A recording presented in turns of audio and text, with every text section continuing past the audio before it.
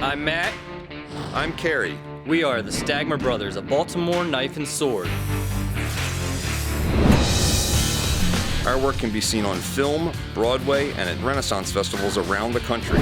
We're going to be building some of your favorite weapons, and some weapons that you've never seen before. This is Man at Arms, REFORGED. Last week, you saw us team up with Superfan Builds and forge an awesome set of knives for the Final Fantasy knife block. This week, we decided to take on Auron's Katana ourselves. The only sword from that knife set in Man at Arms is yet to complete. With what Ilya has planned, this should be an awesome build.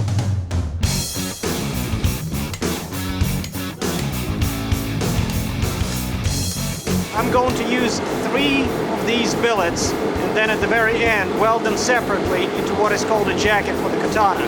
The technique of folding involves cutting hot metal in half and then quickly blasting away the oxide using water forging, after which a little bit of borax is applied and the 2 pieces are closed shut. The advantage of folding over restacking is you lose much less material. Ilya will need to repeat this process multiple times.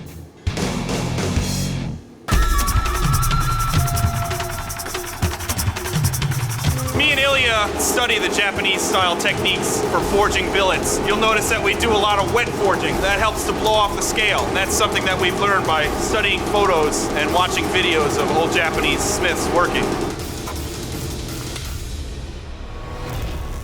He MIG welds these 3 sections together so they don't slip as he's doing the forge weld. So Ilya used a smaller diameter spring swage to stretch the billet for the Final Fantasy sword laterally. And now we're going to flatten those out, which will smooth everything out and make the whole thing bigger altogether. Ilya holds the billet on the large anvil while Sam sets the rhythm for the striking.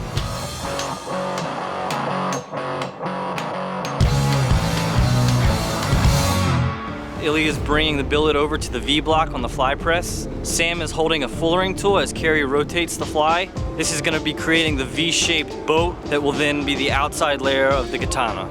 Ilya has done a lot of research on traditional Japanese katana forging. This is one method that he really wanted to show the fans, and we hope you appreciate it. Now Sam's going to apply some borax and sledge it closed to prep it for the inside billet to be welded in. For the core on this katana, Ilya decided to use 1018 mild steel and railroad track.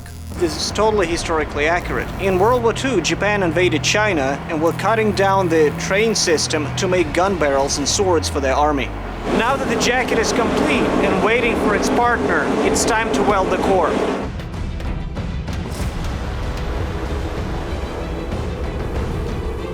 This is a very crucial part. There's no time to waste.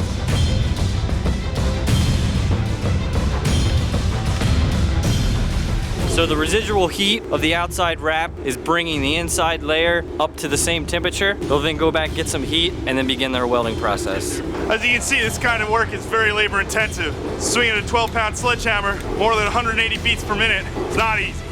Worst day forging swords is still better than the best day behind a desk. Using the hydraulic press, Kerry and I assist Ilya forge welding the outside jacket to the core. We then true up the billet and square it, prepping it to be drawn out into the blade. Although this sword's name is Auron's Katana, it's very far from a traditional katana. Ilya has a long road ahead of him drawing this out into a huge blade. At this stage, I'm ready to cut the tip of the sword. From this stage, the billet will have its tip bent over. That way, the hard edge is all along to the point.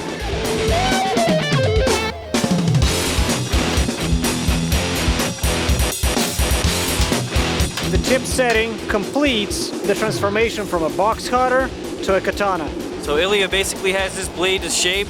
We just need to thin it out a little bit up in the shoulder area, get a little length while we do that, and we'll be ready to go.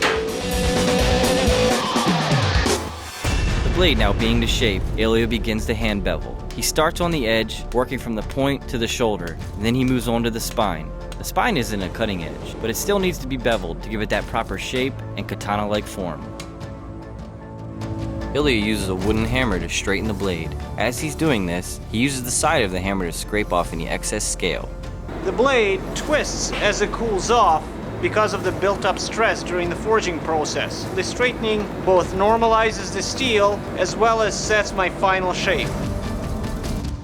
After forging, it's now time to profile the blade. I moved to the grinder to do this.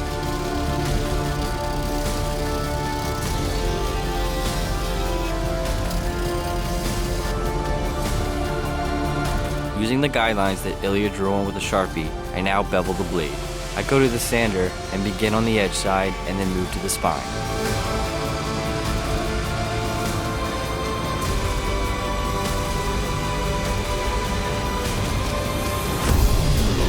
Lauren carves the waxes for the overlays on the katana. What I'm doing is a large scroll work, and it's going to be appliqued to the blade when it's done. She sprues up and invests these waxes so that we can pour in the molten bronze.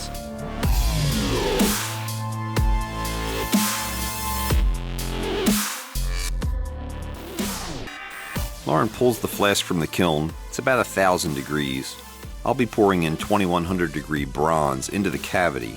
These are the cavities that remained after we melted the wax out and fired the flask. We wait for the bronze to fall down to where we no longer see color. In this case, probably about 900 degrees. So here Lauren's quenching the flask in some water. This will dissolve the plaster and reveal our casting. It's time to clean them up. I first use the wire wheel and then move on to the sander to clean up the lines. Using his own recipe, Ilya spreads the clay onto the blade using a brush. Claying is a process used by Japanese blacksmith to achieve differential hardness on one sword. The more exposed areas, the edge, get harder upon the quench than the spine. Now we place the blade into the forge one last time to heat it up for heat treating. We now pull the blade out and quench it into a horizontal quench tank. I assist Ilya by using a pair of tongs to hold the point as we lay the blade into the oil.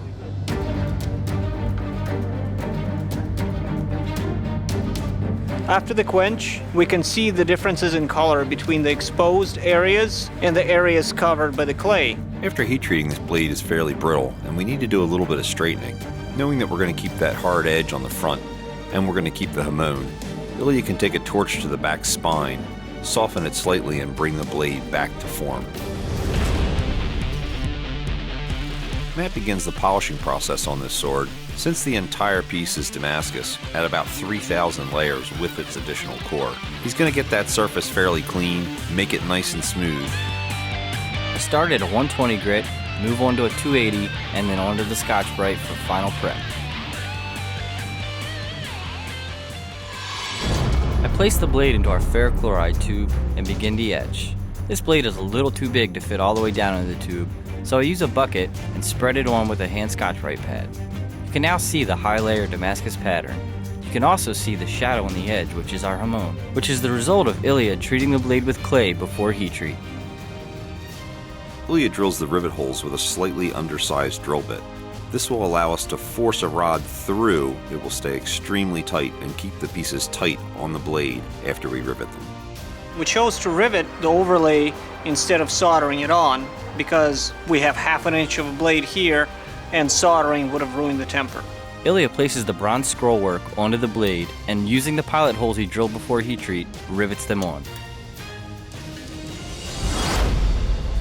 On this sword, the guard and pommel are fairly simple pieces. I'm initially going to drill a round hole that's the thickness of the tang and then get an outside profile. Now that we have our pipe cut to length, John does the final assembly of Auron's katana. He then moves on to begin wrapping the handle. He first lays on a layer of green, followed by a layer of red.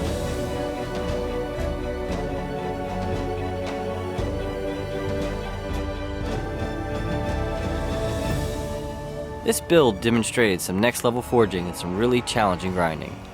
In the end, we created a blade more than worthy of Auron, the warrior monk.